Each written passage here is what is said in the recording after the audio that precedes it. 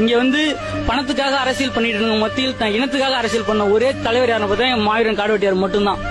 அவர் மாதிரி இன்னொரு தலைவன் இந்த இனத்துக்கு வந்து கிடைக்கவும் மாட்டாங்க. இது வரைக்கும் இருந்த வரைக்கும் அவர் மட்டும்தான். இனிமே அவர் மாதிரி ஒரு தலைவரை பார்க்கவே முடியாது. அவர் மட்டும்தான். இப்ப தமிழ்நாட்டில் பாத்தீங்கன்னா நிறைய ஜாதி இருக்கு. நாடாரு, நாயக்கரு, கவுண்டரு, ரெட்டியாரு, செட்டியாரு, ஒடையாரு, முதலியாரு, கல்லர், மறவர், அகமுடியான்னு சொல்லி எல்லா சாதியும் இருக்கு. எல்லா சாதிக்கும் ஒரு சங்கம் இருக்கு. அந்தந்த சாதிக்கான சங்கம் அந்தந்த சாதிக்கான பிரச்சனை வரும்போது மட்டும் அவன் சாதிக்கு மட்டும் போராடிப்பான். ஆனா இந்த ஒட்டுமொத்த சாதிக்கும் சேர்த்து போராடின ஒரே சங்கம் இந்த வன்னியர் சங்கம். எங்க தலைவர் மாவீரன் காடுவெட்டியார் பாத்தீங்கன்னா எல்லாருக்கும் சேர்த்துதான் போறணும்னு சொல்லி கொடுத்துருக்காரு தவிர என் சாதிக்காரனை மட்டும் சேர்த்துக்கோ, அவனை போய் அடி இவனை போய் அடின்னு சொல்லி கொடுத்து யாரையும் எங்களை வளர்க்கல.